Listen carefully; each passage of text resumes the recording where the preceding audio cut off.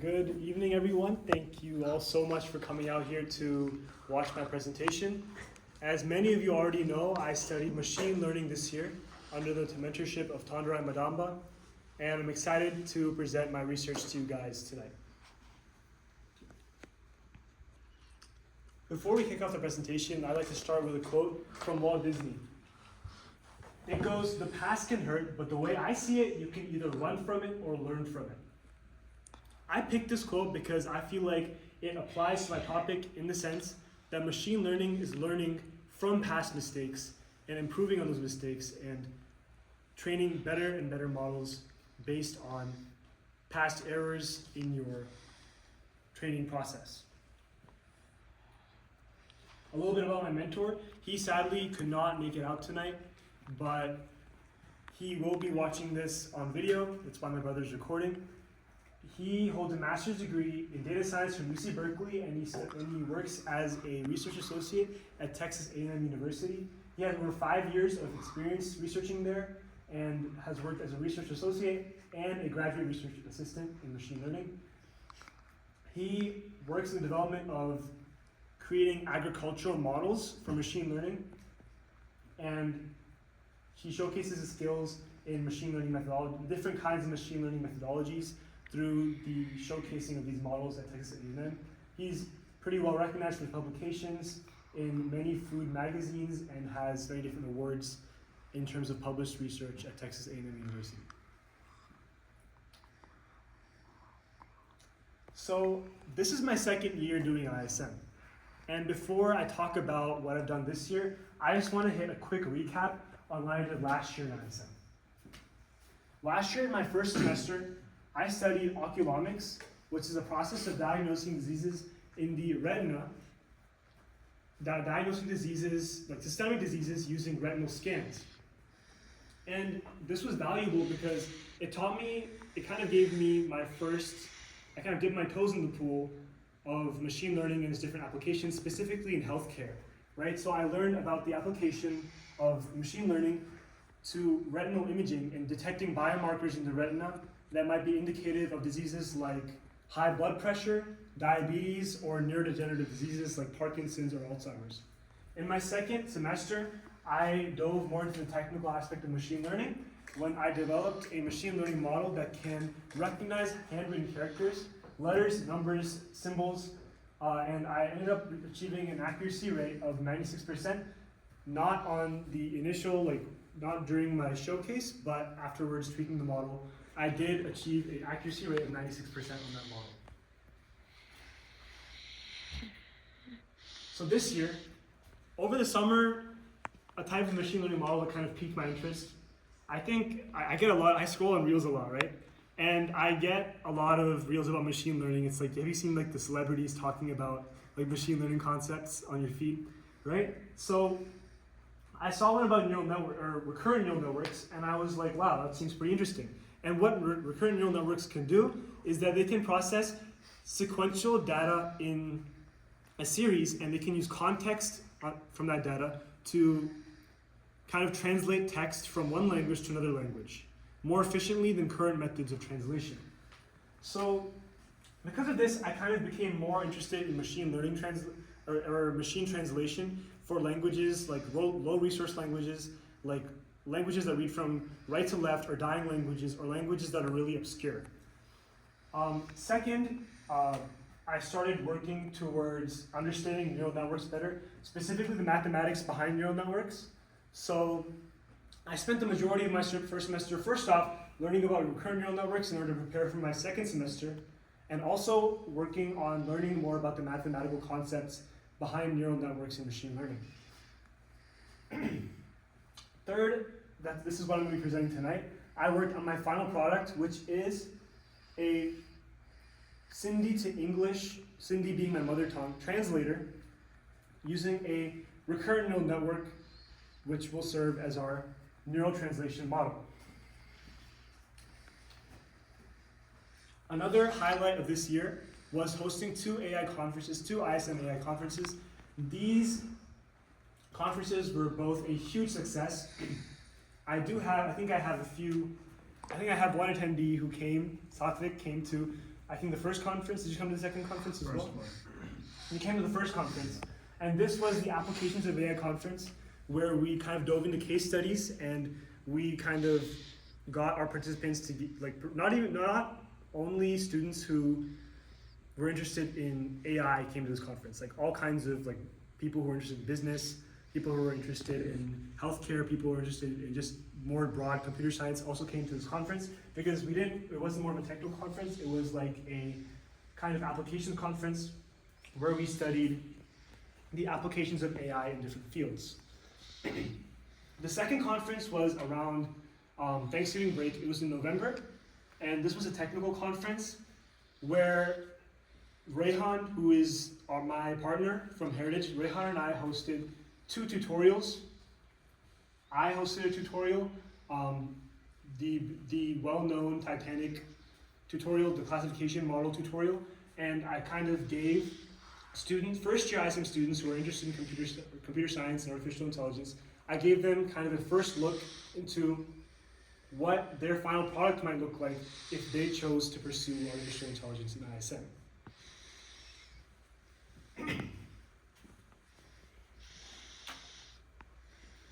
So, I've said these words a lot throughout my presentation so far. I've said the words neural network. But what is a neural network? Let me break it down for you guys. So this over here is the architecture of a neural network. Over here we have the input layer, which is just your input values that you put into the model. You have your hidden layer, which are just random values initialized. So I'm going to pick on someone. Do I have any volunteers? Ali. Do you enjoy watching any sports? I do, yes. What sports? I love watching soccer. What's your favorite team? FC Barcelona. So let's say we were to create a machine learning model that is capable of predicting whether or not FC Barcelona will win their next match against a specified team. So we would have certain input features, and these would be numerical values. So 5 and 7, which are just example values given here. So this could represent the amount of goals they score on average against this team per game. And this could be the number of assists that the best player has. Just values that might not seem very significant or might not seem very important in the training process, but will play a role in the calculation of the success metric for the team. And all of these nodes in between are initialized with random values. So now we've initialized these middle nodes with random values. I did change the input values over here, my bad. So in a process, kind of like chain multiplication is, I think, the best way I can explain it. This value is multiplied with this value is multiplied with this value to produce this value. And that's not produce this value, but this is done in a chain, and the average or the sum sometimes of these numbers is used to produce this result, which over here is 16.479. This model is not a mathematically correct model right now. I just put in example numbers. So don't fact check me on this. But in this example, the actual value is 86, but the result that we got was 16.479. That means our loss, also known as our margin of error, is 5.375, which is 538%. So that's, on the first iteration, that's not a very accurate model, right? But here's the interesting thing about neural networks. In the process, kind of like back propagation, these, if you look at the difference between this slide and this slide, these weights in the middle are adjusted, right? And that's done using an activation functions. So some examples of activation functions are written here: ReLU functions, softmax functions, and sigmoid functions. These are concepts covered in linear algebra. So this is something, these are some of the activation functions which I studied in my first semester in order to kind of familiarize myself with the mathematics behind neural networks. So these activation functions are used to adjust these weights. And then after the backpropagation, it's chain multiplied again. And if you look at this result, with the adjusted weights, the result has gotten closer to the actual value, which is 86. and now our loss is 1.24, 124%. This would be after maybe like one epoch or one loop of training the model. Now for a final model. This is a more accurate model. Our loss, our weights have been adjusted first off, and now our loss is, it's not supposed to be 1, they're supposed to be 0.004 or 0.4%, because our result is really close to our actual value. It's off by 0.349. So that's kind of an insight into how neural networks actually train themselves. So I took these learnings that I got in neural networks in my first semester, and I applied them to a machine learning project that I did when I was first starting off with the technical aspects of machine learning, which is the Titanic model. And I think this was my warm-up project last year, but I figured that I should try and approach this from a new angle after taking what I've learned from learning about neural networks and applying it to this problem. So some of our features over here. The first feature that I used was sex. Sex is either male or female, or the encoded values would be 0 or 1. Age ranging from 0 to 80. So there was no need for encoding with these ones, but there's no need for encoding here. Passenger class, which ignore this would be 1, 2, or 3.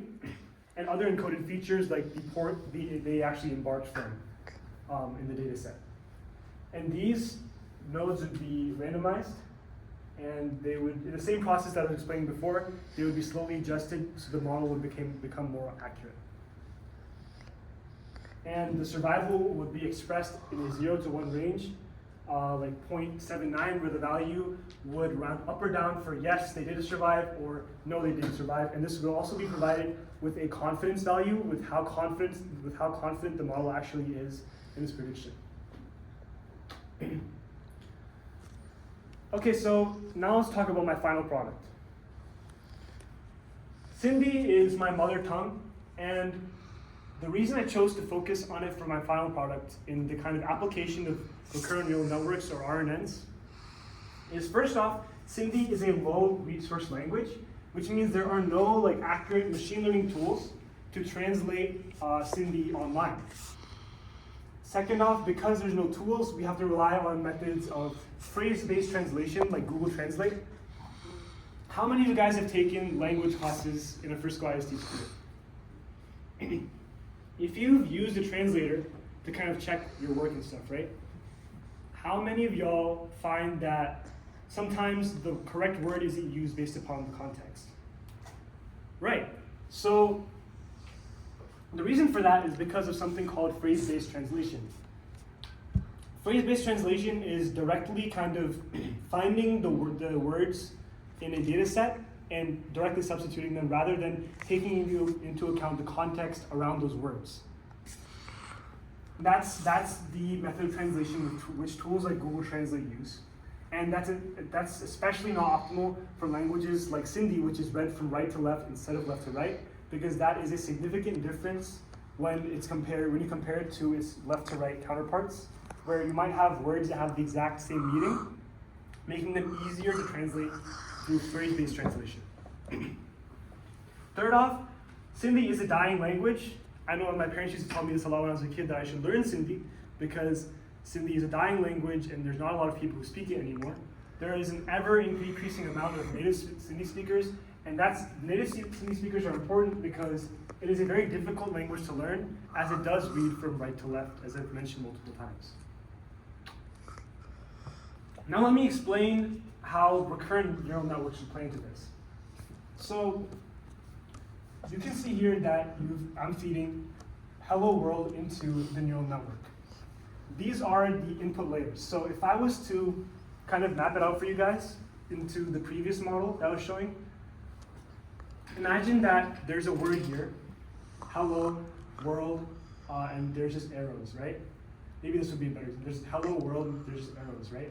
And that's the sequence. That would be fed in, first off, these values would be encoded into numbers, and then they would be fed into the hidden layers, and then they would produce a result, except it wouldn't be a single node, it would be multiple nodes because it's a sequence-to-sequence output. So that's what we're doing with recurrent neural networks. So those nodes, I've kind of moved them from a vertical position to a horizontal position, and those words move into the hidden state, where they're processed and chain multiplied, and this is a working model that has a high accuracy rate. So I know Surya takes French. Is this accurate? Bonjour le monde. Yeah. Okay. Yeah, so using recurrent neural networks, we can accurately translate English phrases to French phrases, which is just the example that I've given here. And this is the encoder, which turns these into numerical values, and using the numerical values over here, they round to the nearest whole number, and they are translated kind of into French words. So my first obstacle was finding a data set. My first choice was NLLB, also known as No Language Left Behind. This is a parallel corpus, so if I was to explain a parallel corpus, I would kind of put it in terms of just millions of sentences, two files of millions of sentences, an English file and a Sindhi file, right? And these have the same number of lines, and they have corresponding lines that have the exact same meaning, right? And just in different languages, right? So line 1 would have the same meaning as line 1 of the Sindhi text as well. So I found my first choice was NLB, No Language Left Behind, and I had a validation through my dad, who's a native Sindhi speaker and he can read and write it. I had him kind of read through it and see if it made sense semantically or meaning-wise. He said the syntax was pretty good, but the meaning was weird and it didn't really match up with the English translations. So I figured that I needed something that was more accurate, even if it meant that the data set was smaller, because otherwise I wouldn't really be able to produce an accurate model that could translate from Sindhi to English. So then I switched to the CC matrix data set, which is roughly 1/7 the size of the NLOB. It went from 8.7 million sentences to 1.5 million, but the semantic accuracy was much higher, which is why I ended up choosing that. So the unique challenge with Sindhi, as I mentioned multiple times, is that you have to translate from left to right to left. So English reads from left to right, from right to, Sindhi reads from right to left, and then English reads from left to right. So to translate from RTL to LTR. And that's pretty difficult for a traditional recurrent neural network to do, which can only incorporate past context in its translations, right? Basically, what I mean is, if you were to read a sentence, you can't read stuff that comes before the word that you're reading, right? It's just like how a human reads text. A human reads text, and you can only kind of process what you've already read. You can't process what you're about to read. This is why I chose a bidirectional recurrent neural network, because bidirectional recurrent neural networks can process data that has not yet been read by one tensor. So one tensor reads the past data and one tensor reads the future data, and that allows the model to kind of process past and future context at the same time. Which is why it's really useful for translating not only languages that have that kind of difference that translate from right to left to right, that's a tongue twister. Not only does it make it good for that, but also say languages where the phrases might be swapped around and the meaning might be harder to interpret if you can only incorporate the past context in your model. So now for pre-processing the data, my first step was tokenization, then padding and reversing. So I'm going to just show you an example over here. This is an example of how I process the data. So in this sample sentence, I start off with a simple sentence. I go to Wayland High School. The first step is just removing all punctuation and capitalization just to normalize the text and reduce the number of unique words that you're going to find, because if you remove all these conventions from the words, the model is more likely to capture the meaning behind these words, since there's less unique words in the data set that mean the same thing, right? Or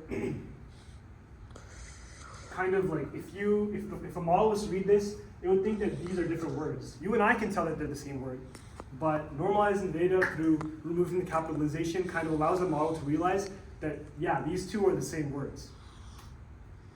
The next step was tokenization.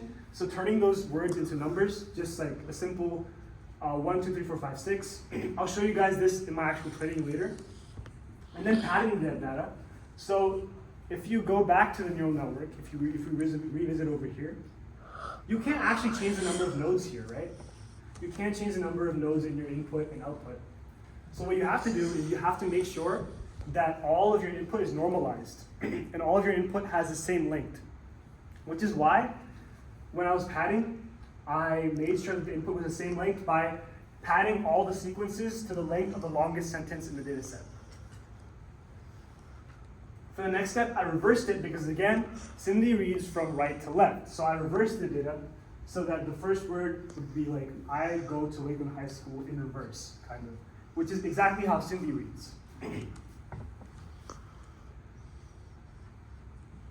Here, I should probably show you my code.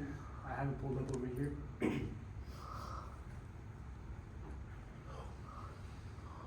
Here is, so this is my function to cleanse the sentences.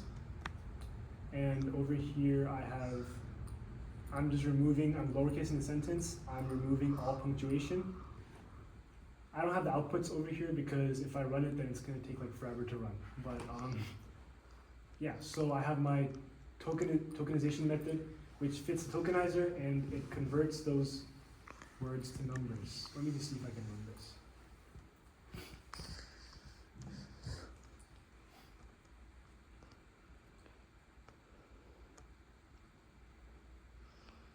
Hold on, it takes a minute. But in the meantime, let me just show you my different functions. So I have my tokenize method, which just converts these to numbers. Then I have, it's making me.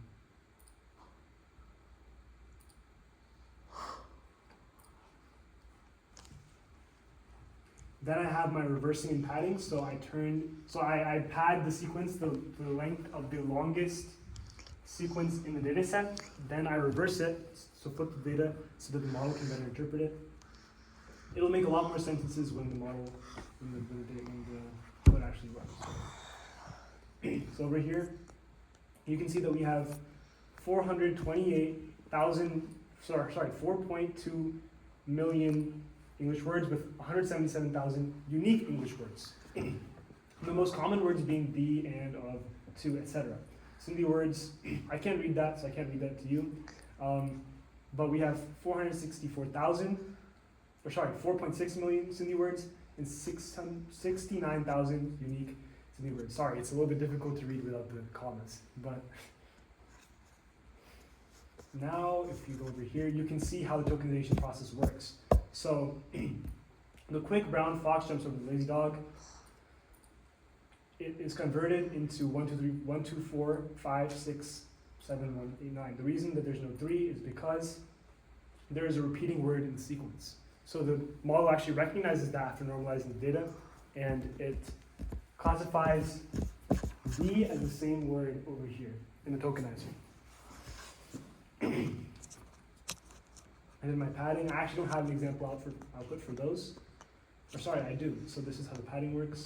But this is an example of padding at the end of the sequence. This is without the reversing. Let me go back to my slides. Now for my training, I ran my training in 3 epochs, which is 3 loops of training the data set. And I achieved a remarkable 92% validation accuracy on my model for translating Cindy to English. Compare that to Google Translate, which has a 70% accuracy rate for translating from Cindy to English. So I encountered a multitude of issues during my training process. So I'll classify my issues into 2 main categories. Number 1 was the RAM, or the random access memory, the amount of memory that I was using while training the model. So when training my model, I did have limited resources when it came to actually processing the data. One huge issue was that I had an explosion every time I got to my pre-processing. My RAM would kind of like explode. The program would just crash. And I struggled with this for like days, and until I finally realized that this was because I was manually padding my lists. I was using a for loop, which is inefficient. Rather than doing that, I just called a function that didn't require me to manually parse through the data. Another thing I did was I reduced the batch size. I went from a 1024 to 32 sets the batch size. What that means is that the batch size is essentially the number of sentences the model reads before updating the weights again. So I reduced the number of sentences that I would have to read in order to reduce the amount of memory that I was using. I also moved away from one-hot encoding. One-hot encoding is just directly converting the words into regular numbers. I instead switched to embeddings, which can better map out word relationships, and they're better to store because they use less memory in the runtime. And then the last thing I did was I trimmed the data set to 300,000 words instead of 1.5 million. I did sacrifice some of the accuracy for that, but it was worth it because there was no way I could have processed all that data. The amount of data was simply too big and it would have taken too long, because I think it estimated around 50 hours for the runtime, which is just, it's not efficient at all. The second category for my issues was the inaccurate translations. This is due to something called overfitting. So overfitting is when your model kind of gets too comfortable with the data that you've given it. So if you give it a small amount of data, or if you give it not enough data, then it basically kind of gets used to the data that it is learning from. It's kind of like when you get used to a process, and when you have to do something new, you can't do it because you've gotten lazy, right? So the way I did that, the way I fixed the overfitting issue was that I lowered the learning rate. I lowered it from 0.005 to 0.003. The learning rate is the amount the model adjusts its weights. So to reduce the overfitting on my model, I reduced the learning rate, and I also reduced the number of epochs. Because I was training for 10 epochs, 10 loops, it was kind of really getting used to the data, and it was really overfitting on that data, so I reduced it from 10 epochs, or 10 loops of training, to 3 epochs. And I also implemented early stopping, which is when it kind of detects that the validation accuracy rate is plateauing or even decreasing, the model would just stop training and it would just cut the training process short. Now for the demo. So this was my training tab, and I'll show you guys the area where I actually implemented it.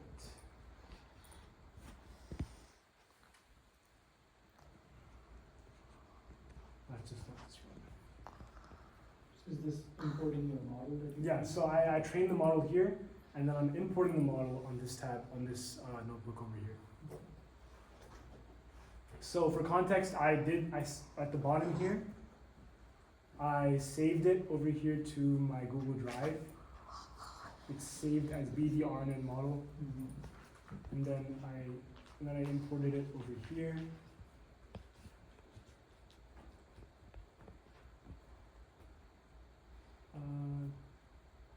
I imported it, and then over here, this is the logis text function. So what this does is that, sorry, it's over here. The model is loaded successfully, and tokenizers are loaded successfully. And the reason I imported the tokenizers was because the model the model doesn't output the words. It outputs the tokens that represent the words. So based on the tokenizers that I trained in the previous tab, I created a decoder which decodes the model's output to produce actual cohesive text.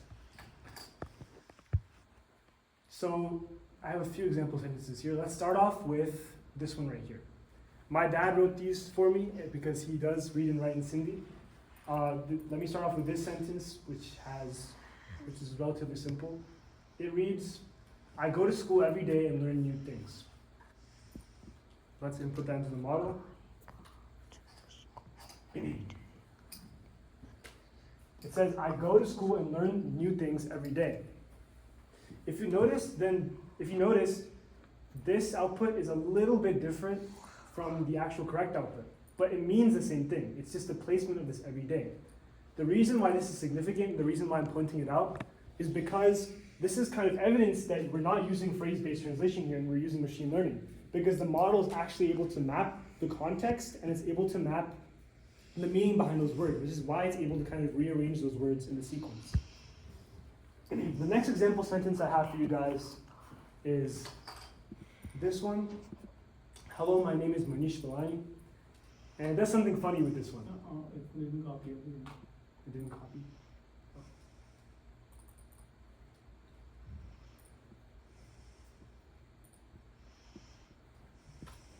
It does something interesting with this. It says, hello, my name is the mortgage. And the reason it does that is because, as I mentioned earlier, in the pre-processing phase, it doesn't pre-process it and turn every single character into a token. It turns every single word into a token. What that means is it doesn't actually recognize the individual letters. It recognizes words. And because we're training off a word scale, it doesn't actually detect the words Manish Balani in the data set, which is why it doesn't pop up over here in translation. So to put that in simple terms, the words Manish Balani aren't in the data set, which is why it can't translate Manish Balani. Instead, just gave the most, like the closest words in terms of meaning, which I guess are the mortgage, right? Now for the third example, or the second sample, let me input that. And this one is supposed to translate to I live in Frisco. So phonetically it's correct, but syntactically it's not correct. It translates to I live in Fresco, which is close, but it's not quite right. And the reason, again, is because Frisco doesn't appear in the data set that I'm training the model off of, right? But the model is able to map those phonetic and those semantic relationships between words and give us a word that's kind of close to the word Frisco.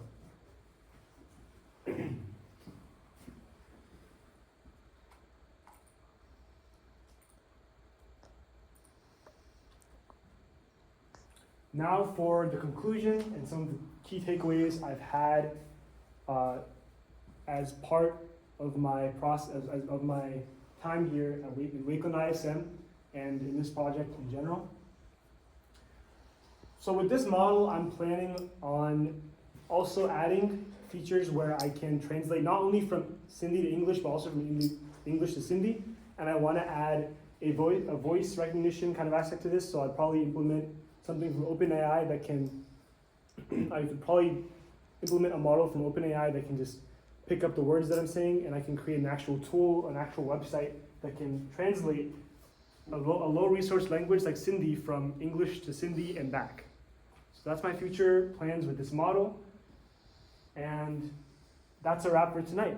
Thank you guys so much for attending and listening to my presentation.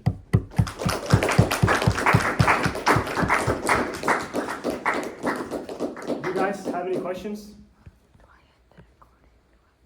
Keep it going.